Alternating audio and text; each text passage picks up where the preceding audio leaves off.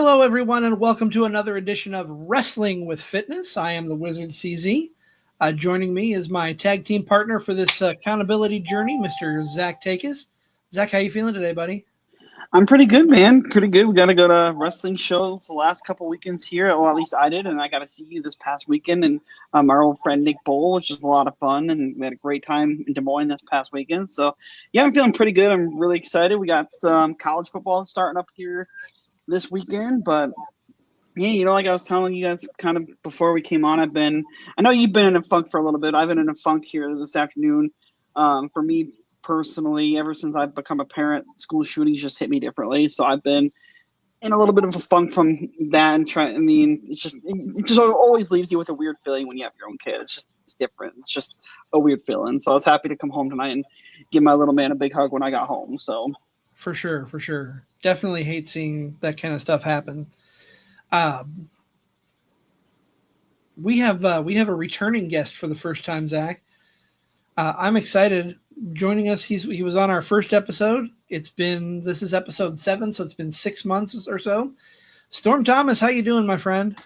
I'm doing great, guys. Thank you so much. I appreciate you guys having me back. I think it'll be really cool for all of us to check in, see how you guys are doing. We could talk a little bit about what I've been doing, but I'm very invested in this journey that you guys have going on. So thank you for having me back. Absolutely. Glad to have you back. it's kind of hard, Chris, to believe. Like when we were setting this up, it's like shit. It's already been 6 months since we started this. Yeah, I can't believe it's been since February. That's crazy.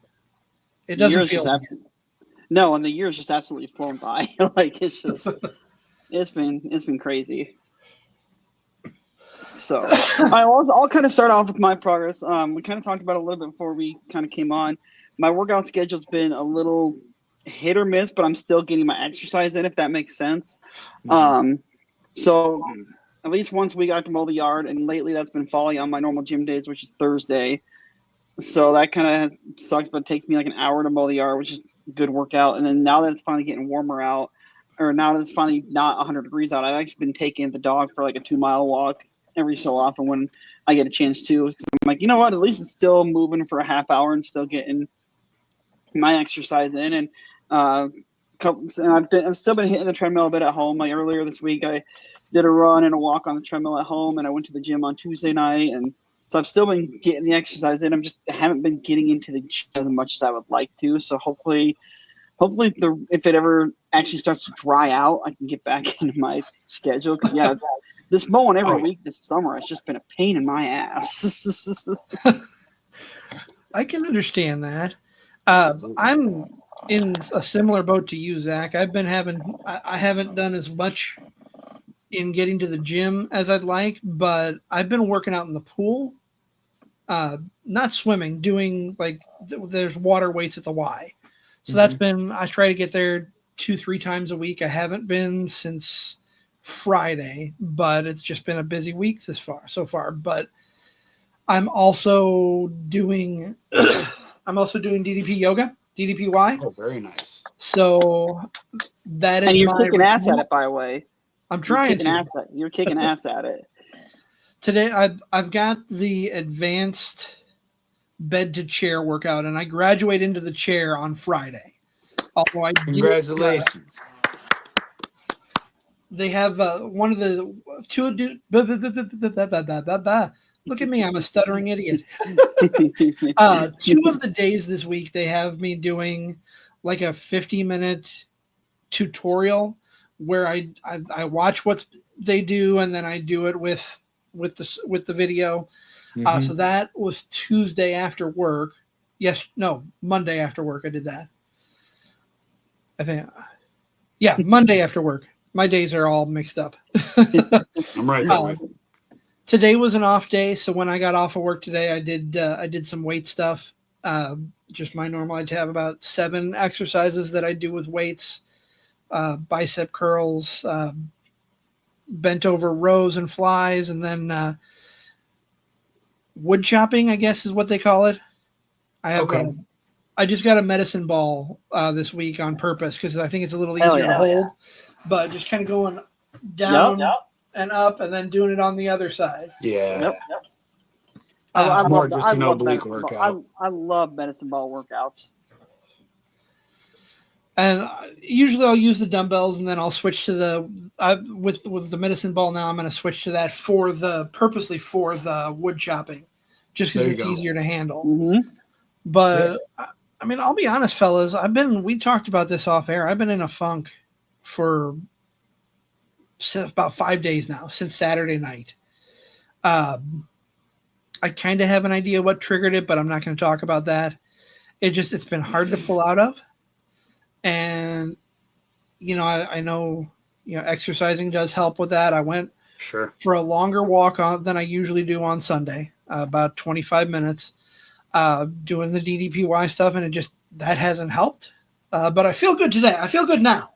So Right. I think my workout before coming on Mm-hmm. really helped with that. So Good. I'm glad to hear it. And I definitely wanted to talk to you guys about that tonight because, like you said, we're 6 months in. And so I'll get to the mental aspect of it here in a little bit. But while we're talking about how, all of our physical progressions are going, I'll kind of fill you guys in. I was talking about it a little bit before we went on the air. I was just able to start working back out. For most people who don't know, I ended up in the emergency room a few weeks ago, and I had a situation where, and I didn't know it at the time, but apparently I have a cyst on my left kidney. No clue that it was there. Something I must have hit something, bumped something, aggravated it, and it swole up. And when it did that, it kind of like pressed down. Like, so as it swole, it pressed down on the kidney itself to where I was not able to release any fluid out of my kidney, which was causing me a bunch of pain. We go in there, we do the CT scans and everything, and it shows that. And it was a much bigger deal than I thought it was, because when I found out that, I learned that if I would have tried to tough it out, wait it out, I'm really glad I didn't just like pop a handful of aspirin and go to bed, because my kidney could have either ruptured or spilt over, creating sepsis. So I'm actually glad I went in when I did. We were able to get everything patched up, to say the least. I still got to go back for some more testing and then get some more things figured out, if we need to go in and drain it or if they can leave it alone. But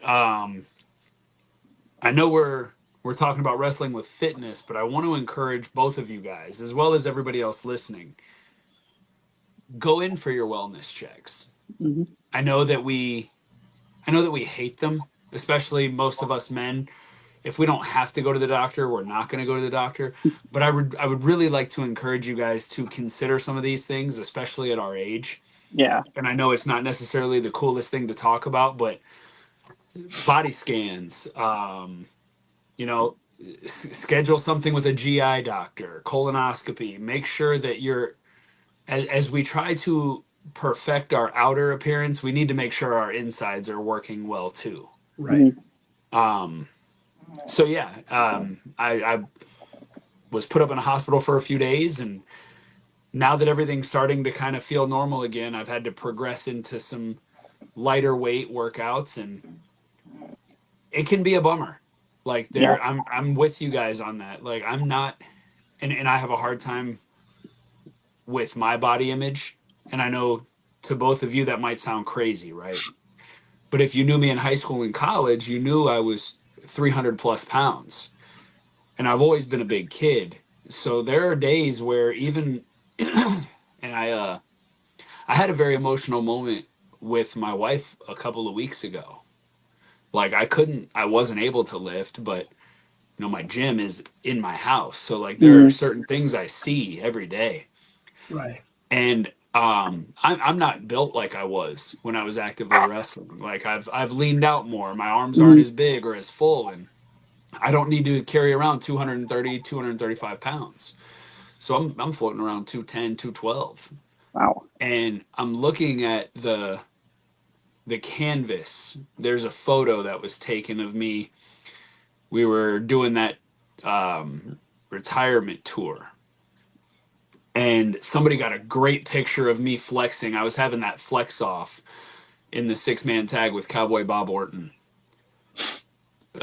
Me and Ripped Studwell were having a flex off, and somebody got just a great picture of just the most muscular pose. And I have that canvas in my gym, and I was looking at that, and I remember me thinking I wasn't in good enough shape to be wearing trunks. And I look at that now and I'm like, I didn't appreciate how good I looked or felt. And I'll probably never look that good again.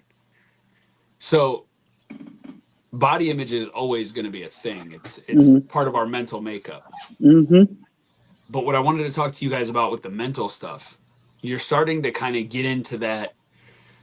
In a relationship, we call that the 7-year itch. If, for those of us who are married, you get that 7-year itch, you start to really overthink things. You start to ask yourself why on things that are like, why would I even ask myself this? But again, it's natural. Now put it into the relationship that you're having with your fitness journey right now. You're approaching that 7-month itch, similar to the 7-year itch in a marriage or a relationship. And not trying to get too philosophical with you guys, because I know we like to keep it light, but don't lose the crush you had on fitness when you first started. Right. Similar to most of us men who we start to forget the crush that we had on our spouse, and we stop chasing our spouse, and we stop, doing those little things when we were trying so hard to get their attention. So when you were trying to get that fitness attention or lose that first 7 to 10 pounds, you'd go out of your way to get that 4th day, 5th day in the gym. You'd go out of your way to hit that extra walk down to the mailbox. You'd go out of your way to buy the flowers, the chocolates, set up a date. We have to make sure mentally that we still have that crush attachment to the gym and to our fitness, which is just basically, again, to ourselves. So that was one of the things I wanted to talk to you guys about, to see if you were starting to get that itch. But I'm glad to see we're all kind of on that same wavelength. Well, I definitely feel like for me, like weight loss wise, I feel like I've plateaued a bit, but it's one of the same things too. I feel like lately I haven't been obsessing over a number. Like I'm not weighing myself as often, which I think is awesome. I did weigh myself earlier this week. I was like 236.2, so I'm still doing good. I'm not gaining, I'm not really losing, but I'm also not gaining. So I'm like, you know what? I'm not gaining. That's fine. As long as I'm not gaining, I'm perfectly happy with that. And the funny thing is too, dude, throughout this whole journey, I find I really love meal prepping. Like that's been a lot of fun. Yeah, like that's been a lot of fun for me, finding these dudes on Instagram who have these really easy meals to make, throw them in a slow cooker or whatever, and it's like, hey, I have meals for the next 10 days for lunch or whatever. And yeah, it's been great. Like I've really found a love of meal prepping. That's awesome. That's something that I started doing off and on. I've done maybe three or four times, but it's not something that I've gotten into the habit of doing yet. I'm hoping to. It mainly would just be for lunches for me. Yep. I should. I'm not a big breakfast guy necessarily. I'll have something for breakfast. I'll make sure I eat something, but it doesn't. Lunch and dinner are where I get most of my meals. So when I did meal prepping, I did one of the recipes that Zach found in the slow cooker once, but mainly I've been getting chicken and brown rice and just doing that for a week. Yeah, that's meal prepping, brother. Like if you're able to throw down a couple hours on a Sunday to even if you're just air frying up some chicken breasts or whatever, and then you got the rice, and you can put 7 days of meals worth together just for lunches, and then let's say you're actively making dinner every night. Hey, you're still meal prepping. You're in that. See, the way I kind of break down my meals now, especially that school's in session, is I am a breakfast guy. Like, I'm one of those types of people. I could eat breakfast foods every meal. And Same. like, I'm so happy. So like when I was traveling all the time, Waffle House, Cracker Barrel, uh, Denny's, IHOP, all of those places that would be open, super late or close to 24 hours, and I could always get an omelet or some steak and eggs or whatever. Like I love eggs. So one of the Mm-hmm. things that I do for my meal preps, I'll go about 3 or 4 days out, and I'll for my breakfast I like to do 4 egg whites, 2 whole eggs, and then 5 ounces of ground turkey. So I'll just 5 pounds of ground turkey, Yep. get that all taken care of in the Instapot, and then I'll just start separating my egg whites, on Sunday, and then again on Thursday or Friday for the next few days. That way, by the time I got to get up in the morning and do it, it's just whisk, whisk, whisk, scramble, scramble, scramble, Mm-hmm. done. And then dinners, primarily, we do those pretty fresh every day. Uh, I don't know if we talked about it, but I went really hardcore carnivore Oh, in the nice. first few months of the year. And it was cool. It was super cool. It is super cool because I still consider it like I'm carnivore based, right? Right. But one of the things I learned, fellas, if this is something you're ever interested in, be easy on the red meat and the egg yolks. Because even though it is a high fat protein based diet, you want to be careful with the cholesterol and the blood pressure. Like mine spiked up. And the doctor was like, how often are you eating red meat? And I'm like, daily. And he was like, stop it. Hmm. So even on some of those things, there's still things to learn. It's all trial and Yeah. error, right? Right. It'll Right. definitely be right back down. It's not a big Yeah. deal. Oh, yeah. But we've actually started incorporating more fish. Hmm. And I've been finding some really cool recipes to do with fresh fish that has been a lot of fun. Nice. And you being down in Florida, you probably can get some damn good fresh fish. Oh, yeah. So I know you were talking earlier too, man, about doing your doctor visits. So every year for me, I have to go get my yearly physical done for insurance purposes. And this year, my doctor was over the moon with my results this year. And she said, because I'm on a medicine for my cholesterol, and she's like, if you keep doing what you're doing, I will take you off that medicine next year. So that That's made me feel fantastic. that, because I'm only taking it like every other day right now as it is. But yeah, she's like, if you keep going the route you're going, I'm gonna take you off of it next year. So that was Yeah. really cool to see. Like all my levels, my triglycerides, everything was pretty much in the normal range, which was really cool to see. So I was like, all right, sweet, progress is paying off. So For me, usually when I go in, I see my endocrinologist because I'm diabetic, so I see her 3 to 4 times a year. Get checked up with my PCP once a year. My numbers, except for my A1C and my weight, are usually pretty good. That's good. The weight is something that I've always struggled with, and over the last couple of months, I was down at 425, and then I came back up to 440. Gotcha. Last time I weighed myself was Friday, and I was down to 434. So I was happy about that. But I know I had also had a lapse for a couple weeks where I wasn't doing everything that I had been doing. So I know what caused the weight gain. It was 100% on me. Right. But my A1C, I've been working on that. I'm trying my best to lower my carb intake, and that is incredibly difficult because they are incredibly addictive. mm-hmm. That's hard, man. That's the hardest part. We love carbs, man. It Yeah, is. it's hard. And that's the thing, like with the carnivore diet, that was one of the hardest things to curb at first was like, well, where do I get that from?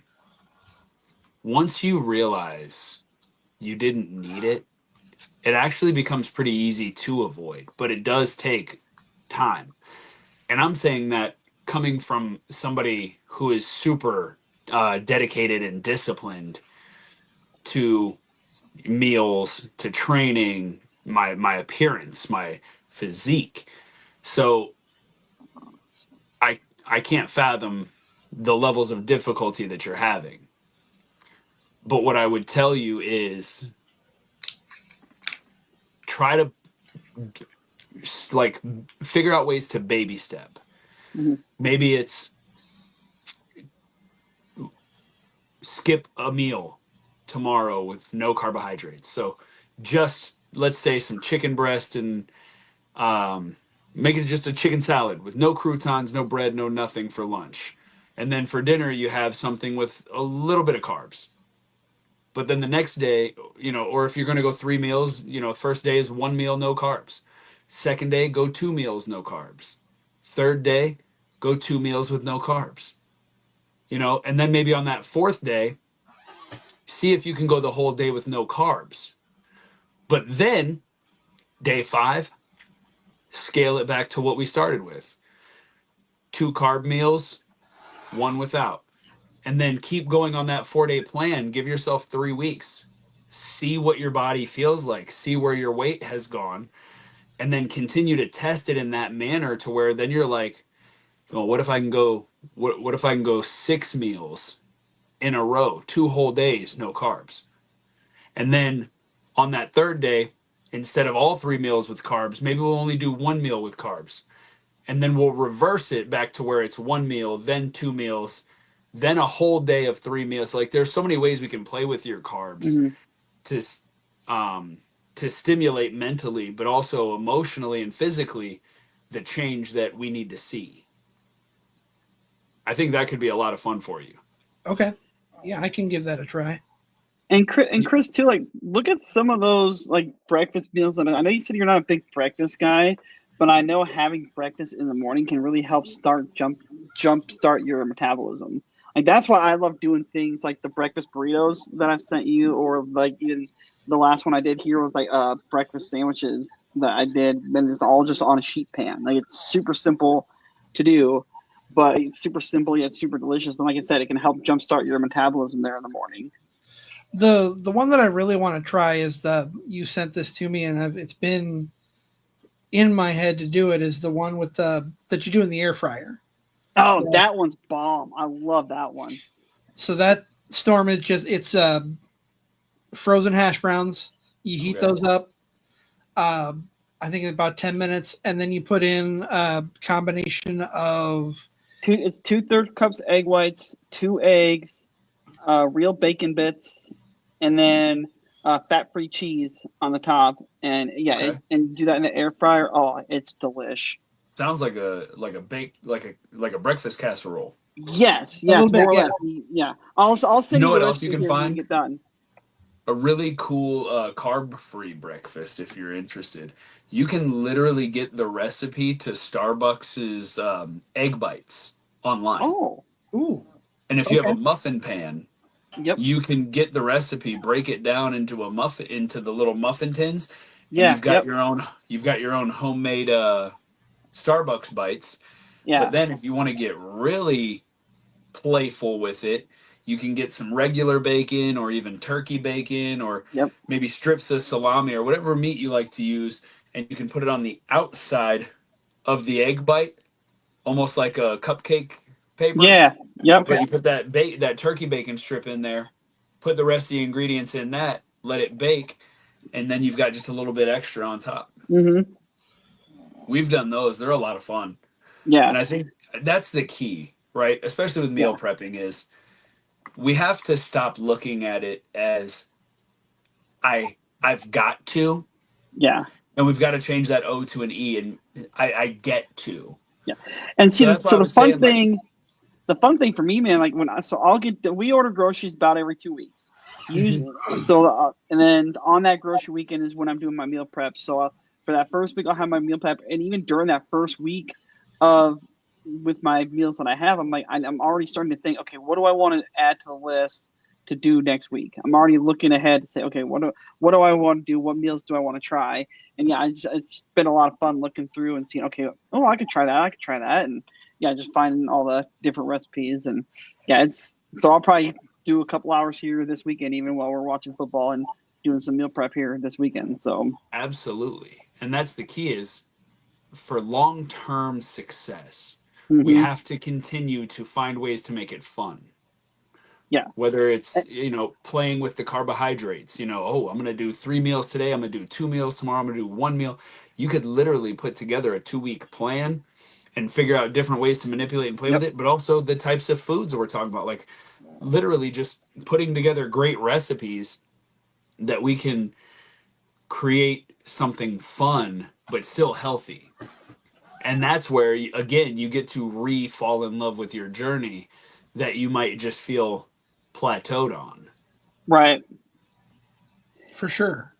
One thing I noticed too the other day, so I was kind of out of meals, one day, week ago or 2 weeks ago, because I had ran out of my meals and I still had some of those lean cuisine meals in the fridge. So I threw one of those in for lunch and I got done eating. I'm like, I can make this better, because those were my go-tos for the longest time, were those lean cuisine meals, which Facts. they're not horrible, but the sodium in them I know is so high, and I'm like, and that's one thing I've noticed about making like everything fresh now. I'm like, I'll take my freshly made meal any day over the frozen meals.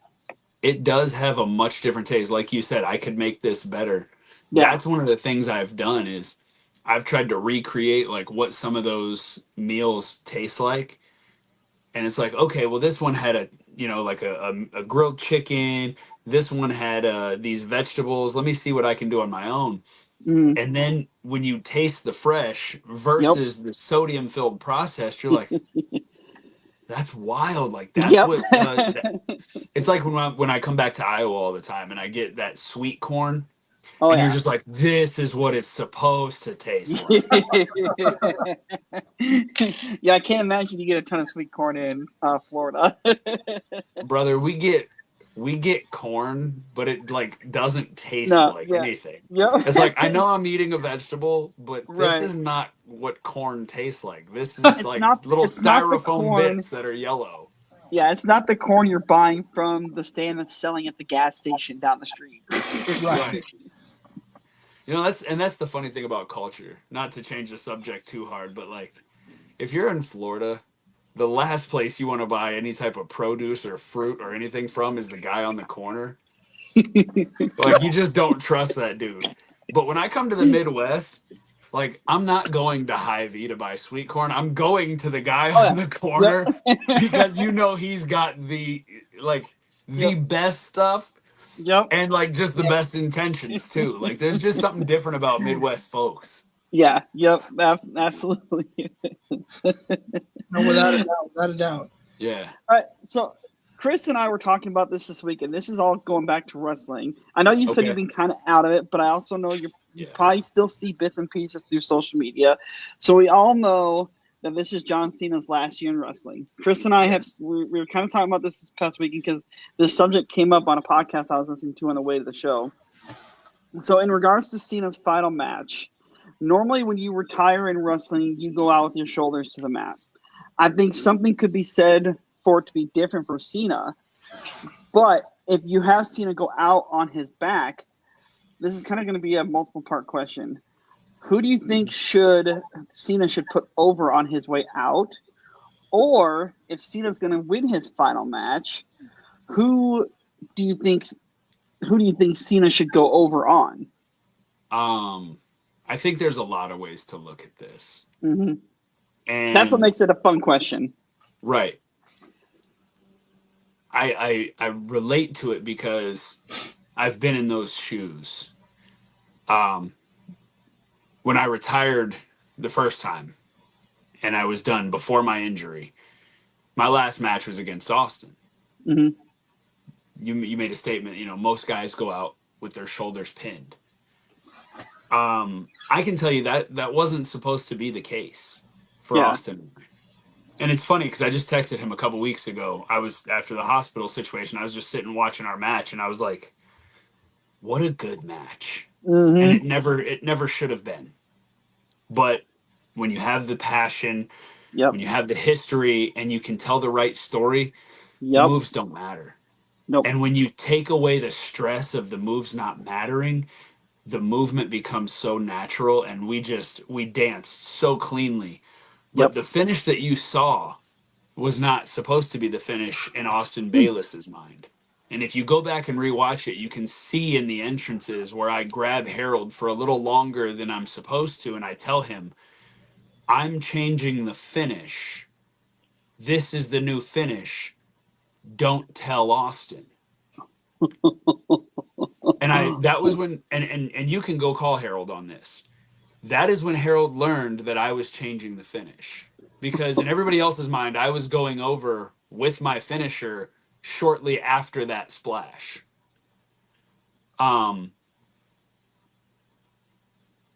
It was my choice.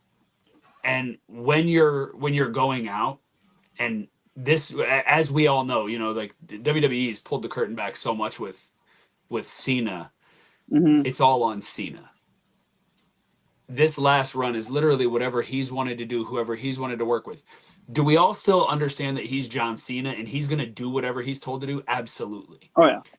But I think with the guy running the ship and the guy being Triple H, he also knows how important it is that if you're going to go out on your own terms, because he didn't, you finish your story. So to get to your question, if Cena were to go out on his back, who does he put over? Whoever he wants. Realistically, I think it would be a Braun Breaker. Yeah. I think it would be somebody who's really, really overly talented and somebody who he knows for a fact will be able to benefit the most. And this is just me, right? You notice when he was doing his heel run, it was an opportunity for him to let you know, I'm the greatest of all time. John Cena, without turning heel, can't say that. But notice that now that he's turned back to babyface, he has created a new level of ownership of that term to where now when he does say it, you believe it. Because he gave us that weak little 4-month run of being a nasty heel, but doing it all the right way. It took one promo for him to go back babyface. But a level of babyface that will allow you to look at anybody and say, I am the greatest of all time. And then we agree with you. So there is part of me, like with the referencing of that, I kind of want to see him re-reference leaving with the title as the last real champion. It's almost time for them to debut a new look anyway. Even if they just let him retire with it and start a tournament for a new, WWE championship, and it's the same looking gold belt, who cares, right? But I think there's something to be said to really, to just put that cherry on the top. If we're going to refer to him as the greatest of all time, the only person to have the legitimate 17 titles, and he's that guy, he should be the only guy to retire as a champion. So in that case, wherever the championship lies, realistically. So but that's just my personal take. I would love to see them like create that more of that just finite. We're going to revert back to this thing that I said 6 months ago, and you're going to be like, I didn't believe when you said that. I didn't believe it, but now that you did it, I believe it. That would literally make him the greatest of all time, no question.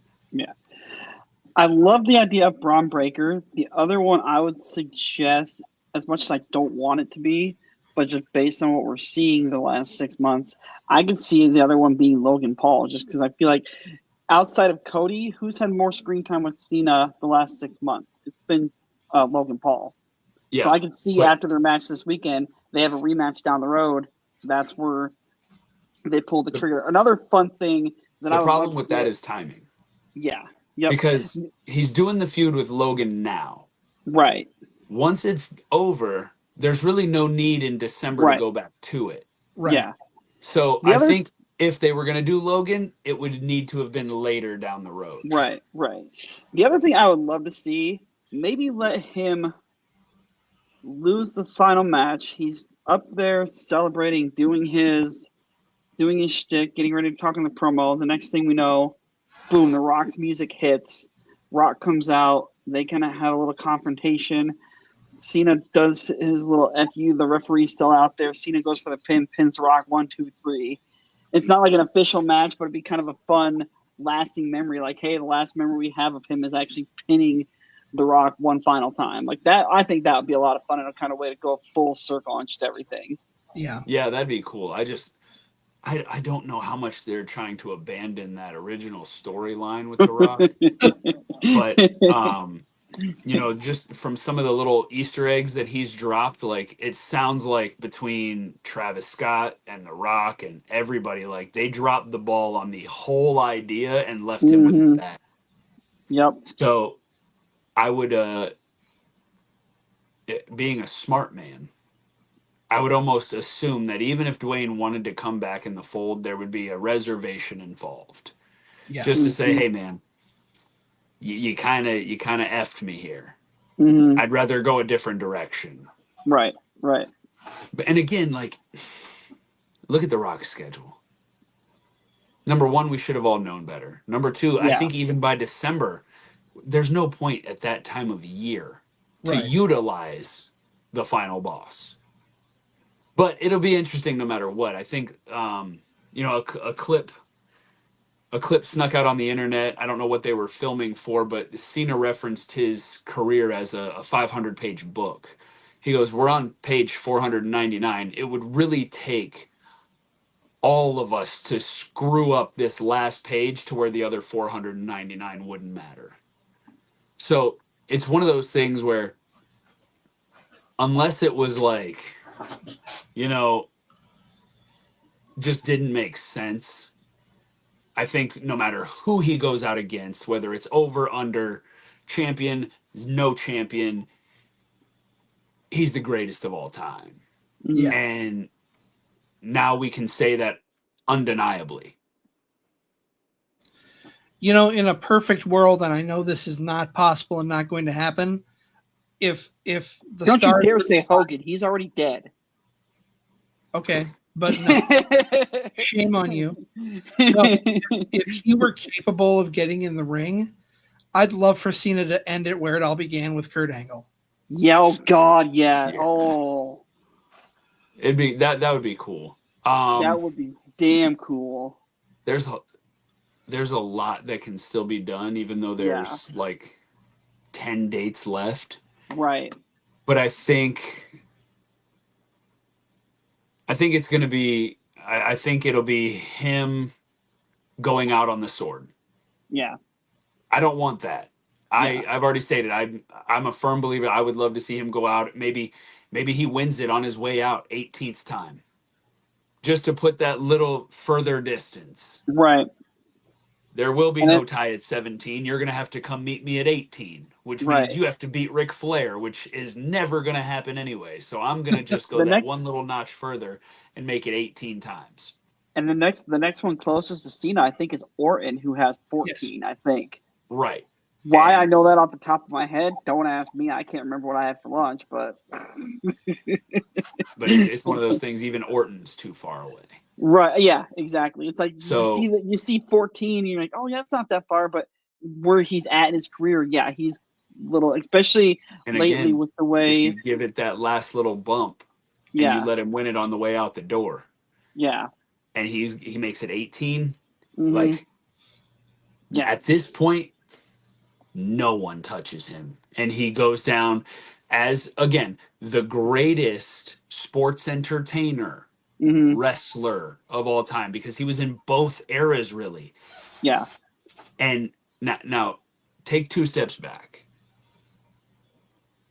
What was the biggest attraction, superstar, pro wrestler, sports entertainer in the history of the WWE before him? It would have to be probably The said his Rock, name. maybe Hogan. Bingo. And if you have a reputation that was so poorly tarnished there at the end. Mm-hmm.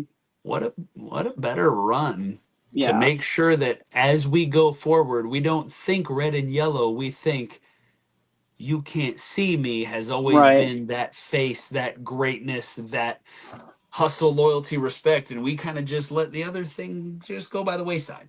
Yeah. For sure. You mentioned the red and yellow. Nick on Card Subject to Change on my other podcast wants to have a discussion about what color shirt do you most associate with John Cena? I'll go Oh, first. me. Ooh. Go For ahead. me, I'll go green. I feel like green was I feel like the one he had the longest. I feel like even though I'd laugh all the time anytime he had a new color come out because I would always say, "And parents everywhere just groaned because now their kid wants another shirt." Yeah. But I feel like green was the one he had for the longest. See, I don't know that there's a color you can associate with him, but I think there is, like, if you could close your eyes right now and just think John Cena shirt, there's one that pops up from one era or another. And the one that always popped up for me, and like I bought the hat, I bought the shirt, the little medallion that came with it, the wristbands. And I know you guys are gonna remember this because you're Midwest guys. Yeah. Do you remember it was the black shirt, but it Yep. had almost the John Deere logo, Yep. like the Yes. green and yellow Yep. trim, and it Yep. was the John Deere shape? Like that for me will always be like that was my favorite Cena. Yep. And that's the one that I associate. Like like when you say Cena merchandise, like that's the first thing that comes to my mind. Yeah. See, for me, I can't not think of Cena's shirt and think of The Rock referring to him as Fruity Pebbles. Yeah, Yes. greatest run of all time. But God, seriously though, the promo battles. Oh my gosh. he's had more colors and more merchandise than anybody else, and it's just one of those things like no matter I what would he love did, it sold out. I would love to see his merch figures compared to Austin of the Attitude Era. Like those merch numbers, I mean, Austin they said was skyrocketing. I would just love to see Cena's total merch numbers because they have to be astronomical. Oh my gosh. And just this last year, like he's got a new outfit every town. Yes. Yep. And apparently, I saw an interview he did. Apparently, he was at a Comic Con, and there are like 17 more designs that he had to pre-approve before the run, but like something changed in the scheduling to where certain towns didn't happen. So the weird thing is the number turned out to be 17 that haven't been seen. And he's trying to convince WWE Shop to do the Unseen 17 special run right before he leaves. That'd be You awesome. have 17 extra that we didn't see, and you had a different outfit every town? Brother, But that's that dumb. makes it really fun for the folks in that town though. You know, it's like when you go to a concert and the band has a poster for that town. I have a few of them here from when I've seen some of my favorite bands. Like it's just one of those special tokens from, hey, I was there at that night and it has the city and the date on it. I'm a sucker for stuff like that. I'm a big sucker for that. Yeah, and I don't know if you saw it, but like there was, I think the last PLE, I think it was in Philly. Mm-hmm. Like he came out on SmackDown, and I think he was wearing like the Steelers colors. Not Steelers, but he was wearing like the Philadelphia 76ers colors. Yeah. And then he comes out for the PLE, but he's wearing Philadelphia Eagle colors. And it's like, brother, you just sold these people twice. Yep. Like you just got these same town folks 2 times because now they got to get both. Good for you. We're talking about Cena merch. I would be remiss if I didn't show you guys this. This is something that Nick found. Nick drives for a living all over the place, and he's in a lot of stores. So at a Walmart in Illinois, he found this. The greatest Cena figure ever. Is that the transparent? Yes, it is. Nice. That's dope. That's awesome. I remember seeing that online, and I was like, I nobody better buy that. But to know that you actually have one makes me smile. The only figure that would be better than the Invisible Cena is a little Jimmy figure. It's just a box with nothing in it. Right. Yeah, that'd be great. But I still think like there's really no action figure you can make better than that one. No, Yeah. I agree.